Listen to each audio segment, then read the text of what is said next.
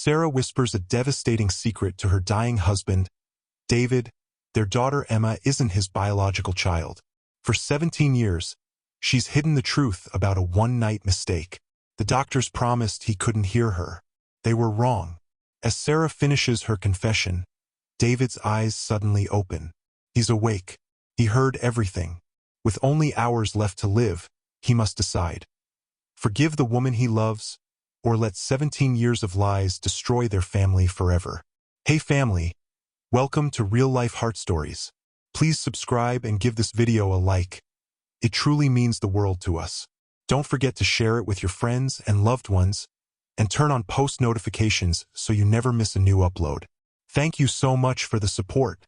Now, sit back, relax, and let's dive into today's story. The hospital room smelled like cleaning supplies and old flowers. Sarah Parker sat next to her husband's bed, holding his cold hand in hers. The machines beeped slowly, counting down the last moments of David's life. Each felt like a countdown to the end of everything she had ever known.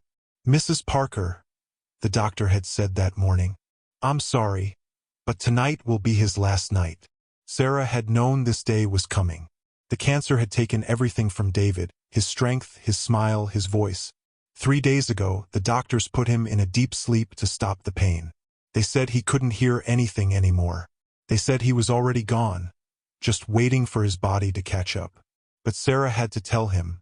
After 17 years of keeping this secret, she couldn't let him die without knowing the truth. It had eaten away at her for so long, like a poison in her soul. She looked at his face.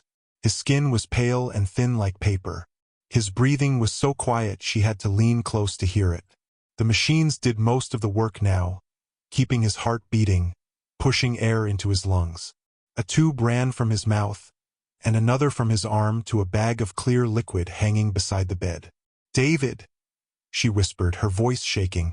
I need to tell you something. Something I should have told you a long time ago. The rain started hitting the window. Outside, the world kept moving. People were having dinner, watching TV, laughing with their families. But in this small room, time had stopped. Everything felt frozen in this terrible moment. Sarah took a deep breath. Her hands were shaking. It's about Emma, she said. Our daughter. There's something you need to know about her. About me. The words felt like stones in her throat.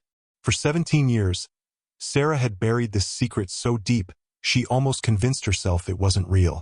But now, with death standing in the corner of the room, she couldn't keep lying. Not anymore. Do you remember that year we almost divorced?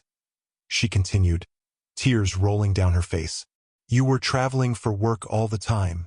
I was so lonely, so lost. I made a terrible mistake. She closed her eyes, remembering that night. A bar. Too much wine. A stranger named Michael who listened when she talked. One night that changed everything.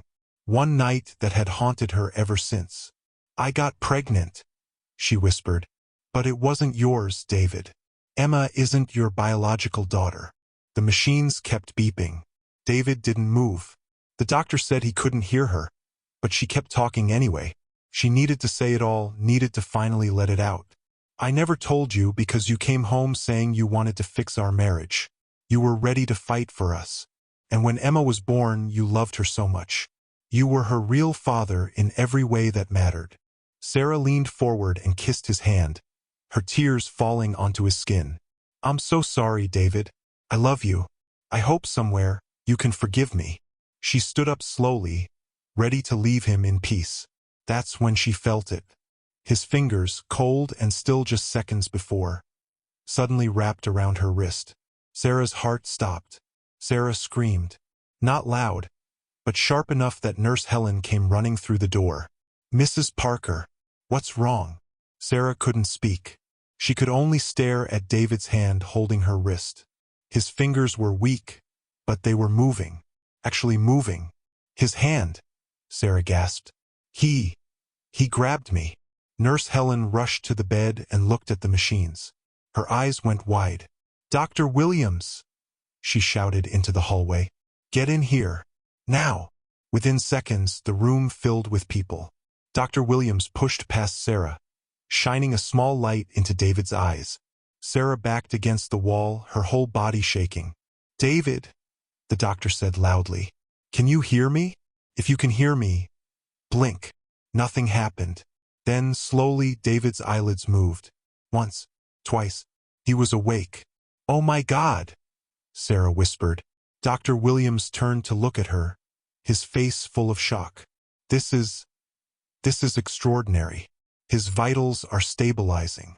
"But you said he was dying," Sarah said, her voice breaking. "You said tonight was his last night." "He is still dying, Mrs. Parker," the doctor said gently. "But something has triggered what we call terminal lucidity. It's rare, but it happens sometimes. Patients who have been unconscious suddenly wake up in their final hours." Sarah's blood turned to ice. Final hours. Suddenly wake up. "Can he hear us?" she asked, her voice barely a whisper. Dr. Williams checked the monitors again. "It's possible. We need to run some tests, but yes, he might be fully conscious right now." The room started spinning. Fully conscious.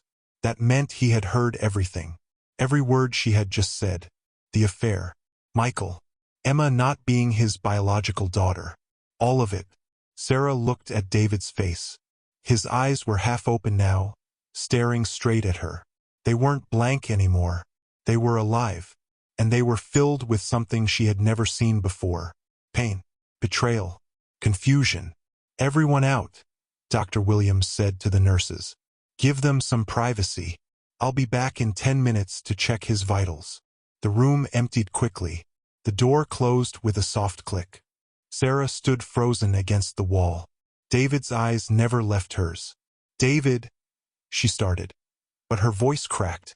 I didn't know you could hear me." He didn't speak. His lips moved slightly, but no sound came out. His breathing was still shallow, still weak. But his eyes, those eyes she had loved for 18 years, they said everything. "You lied to me. For 17 years, you lied." Sarah took a small step toward the bed, her legs shaking so badly she thought she might fall. "Please," she whispered. "Please let me explain." David's fingers moved again, this time pointing weakly toward the water cup on the table beside him. He wanted to talk. Sarah grabbed the water cup with shaking hands and held the straw to David's lips. He took a small sip, his throat working hard to swallow. When he finished, he closed his eyes for a moment, gathering strength. "How long?" His voice was barely a whisper, rough and broken. "How long have you known?" Sarah set the cup down, tears streaming down her face. "Since the beginning. Since I found out I was pregnant." David closed his eyes again, and a single tear rolled down his cheek. "David, please, don't." His voice was stronger now, cutting through the air like a knife. "Don't say my name like that. Not right now." Sarah nodded, wrapping her arms around herself. The beeping of the machines filled the silence between them. "Who?" he asked. "His name was Michael," Sarah said quietly. "It only happened once. We were separated, remember? You were in Chicago for 3 months for that project. I was here alone, angry.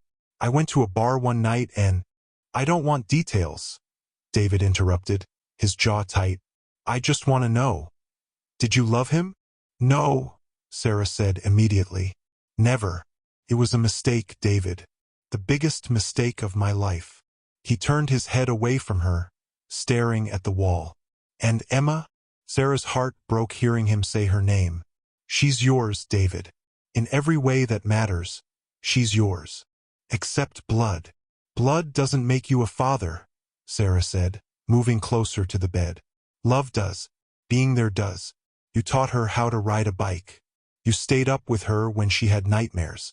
You helped her with her homework, cheered at her soccer games, scared away her first boyfriend. Built on a lie," he whispered. "Built on love," Sarah corrected. "Yes, I lied about where she came from. But everything else, our family, our life together, that was real, David. All of it." He was quiet for a long time. The rain kept falling outside, tapping against the window like tiny fingers. "Does she know?" he finally asked. "No, I never told her. I thought if you didn't know, then she didn't need to know either." David's breathing got heavier. His hand moved to his chest, and for a moment Sarah thought he was having a heart attack. But then she realized he was just trying to steady himself. "You should have told me," he said, his voice filled with pain. 17 years ago, you should have told me the truth." "I know," Sarah sobbed. "I know, and I'm so sorry. I was scared. Scared you'd leave me. Scared you'd look at Emma differently. Scared I'd lose both of you. So you let me live a lie instead." "Yes," Sarah whispered, "and I hate myself for it." David turned back to look at her, and what Sarah saw in his eyes destroyed her. Not anger. Sadness. Deep, drowning sadness. Dr. Williams came back into the room with 2 nurses.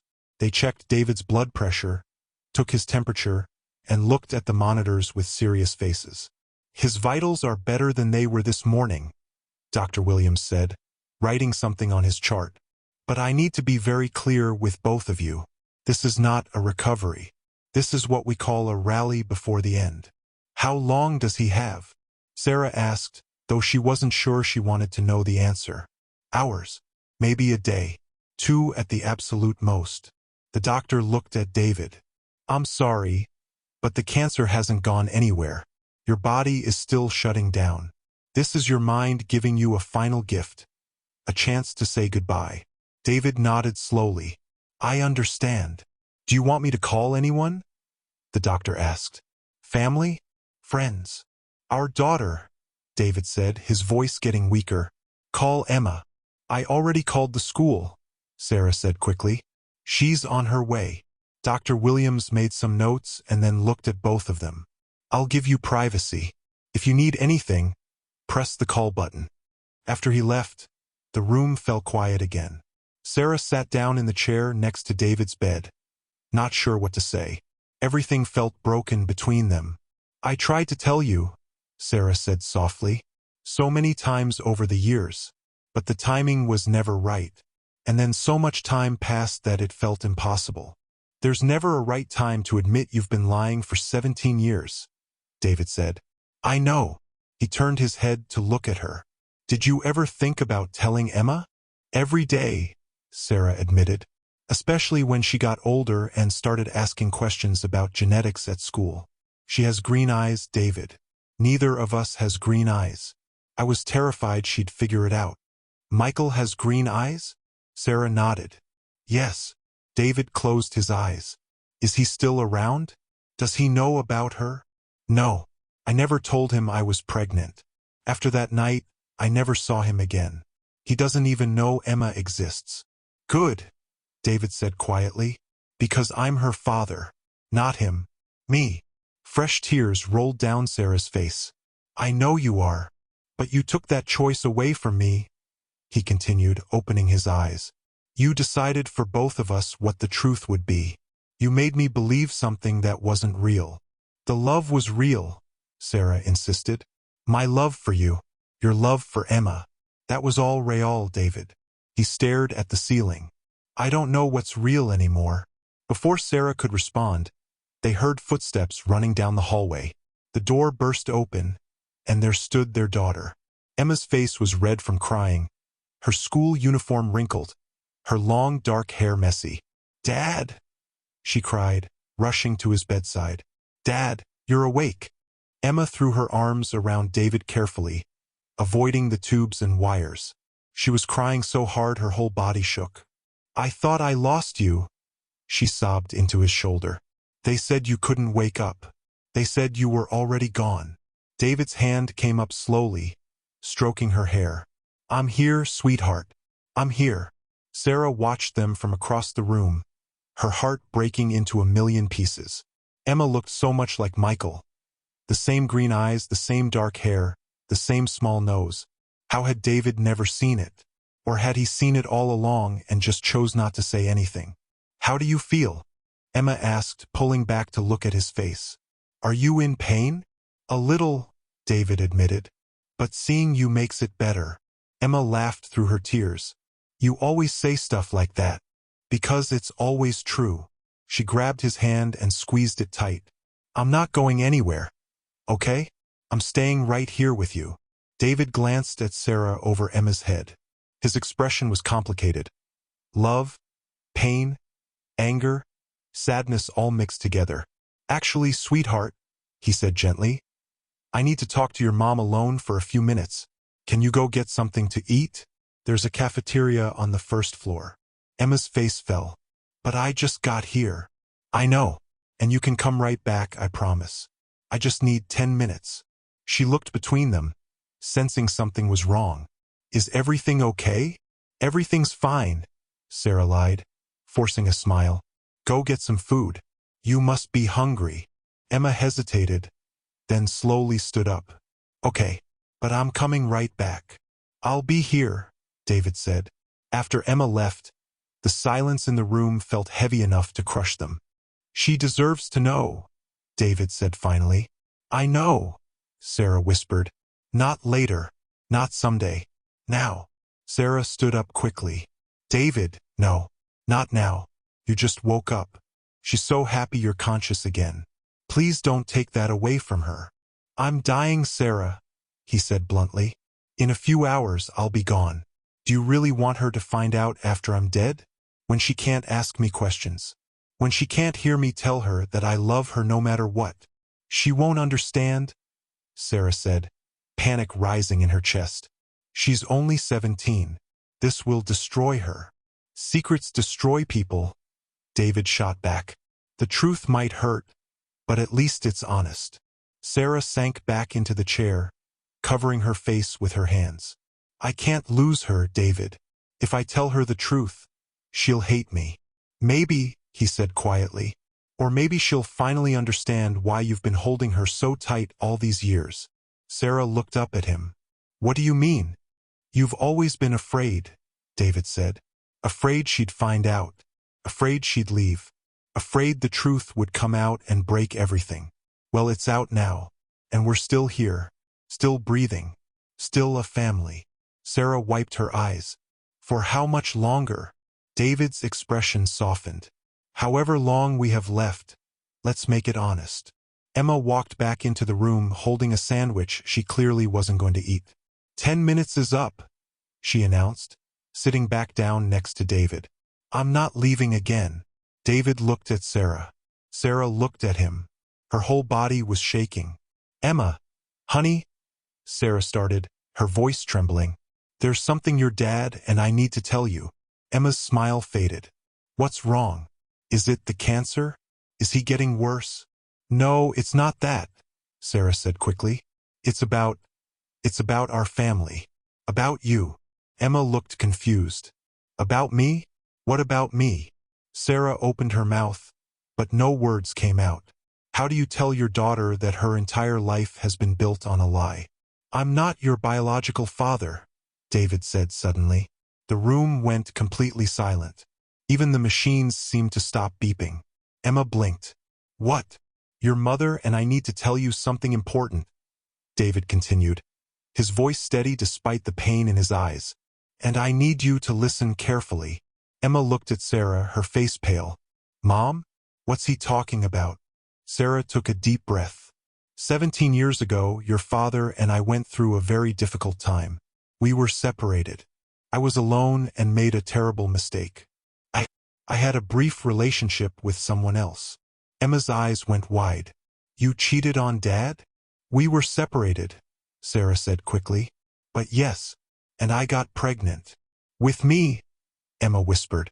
"Yes." Emma stood up from her chair like she'd been shocked. She looked at David, then at Sarah, then back at David. "So you're not my dad?" she asked, her voice breaking. "I'm absolutely your dad," David said firmly. "I've been your dad since the day you were born. I changed your diapers, taught you to walk, read you bedtime stories, helped you with your homework. I'm your father in every single way that matters." "But not by blood," Emma said, tears streaming down her face. "Blood doesn't make a family," David replied. "Love does. And I have loved you every single day of your life, Emma. That will never change." Emma wrapped her arms around herself, looking small and lost. "Who is he?" "My biological father. His name is Michael," Sarah said quietly. "But he doesn't know about you. I never told him." Does he live here?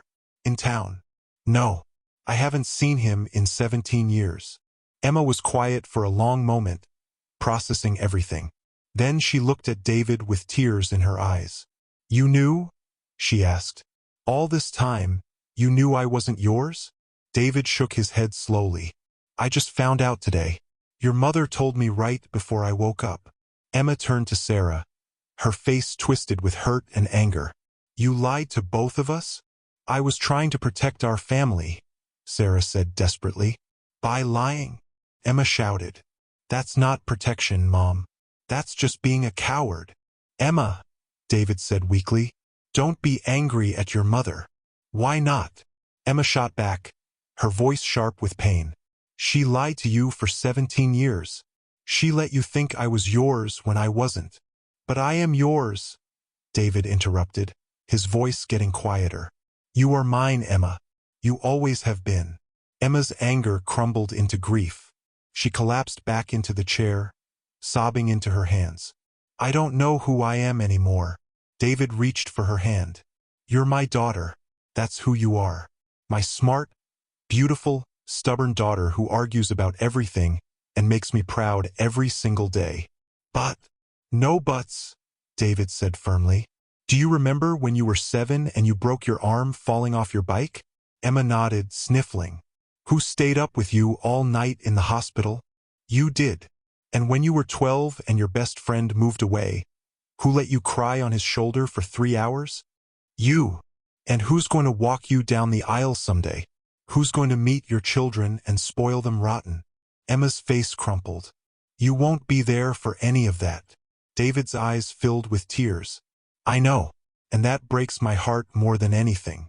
But Emma, listen to me. When you get married, when you have kids, when you achieve your dreams, I'll still be your father. Death doesn't change that. I don't want you to die, Emma cried, gripping his hand tightly. I don't want to die either, David admitted. But I'm not afraid anymore, because I got to be your dad. And that made my whole life worth living. The machines started beeping faster. David's breathing became labored. Dad, Emma said, panic in her voice. Dad, what's happening? Sarah pressed the call button. It's okay, baby. It's okay. But it wasn't okay. The monitors were going crazy. Dr. Williams rushed in with nurses right behind him. His body is shutting down, the doctor said quickly, checking the machines. This is it. No, Emma sobbed. No, please. Not yet. David's eyes were closing. He was fading fast. Emma, he whispered, barely audible. I love you. Always. My girl. I love you too, Dad, Emma cried, leaning over him. I love you so much. David's eyes found Sarah's one last time. His lips moved, forming words without sound. Forgive yourself. Then his eyes closed. The long, steady beep of the flatline filled the room. Emma screamed, and Sarah pulled her into her arms as they both broke apart. David was gone. The next morning, their house felt like a museum. Everything was exactly where David had left it. His coffee mug by the sink, his reading glasses on the end table, his jacket hanging by the door. Emma had cried herself to sleep around 3 a.m. Sarah had sat by her bed watching her, wondering how they would survive this. Now Sarah sat at the kitchen table, staring at nothing, when she saw it. A letter on the counter, in David's handwriting. Her hands shook as she picked it up. To Sarah, if you're reading this, I'm gone. Sarah almost couldn't breathe as she read. I knew. Not everything, not for certain, but I always wondered. I saw things you didn't think I noticed. The timing, the way you avoided certain questions, the guilt in your eyes when people said Emma looked like you. But I made a choice. I chose to love you both anyway. Emma is my daughter. Not because of biology, but because I raised her. I was there for her first steps, her first words, her first heartbreak. That makes her mine. I forgive you, Sarah. Not because what you did was okay, but because holding on to anger as I die seems pointless. Life is too short for that. Tell Emma the truth when you're ready. She deserves to know where she came from. But more importantly, tell her that she was loved every single day of her life. And you stop carrying this guilt. You made a mistake.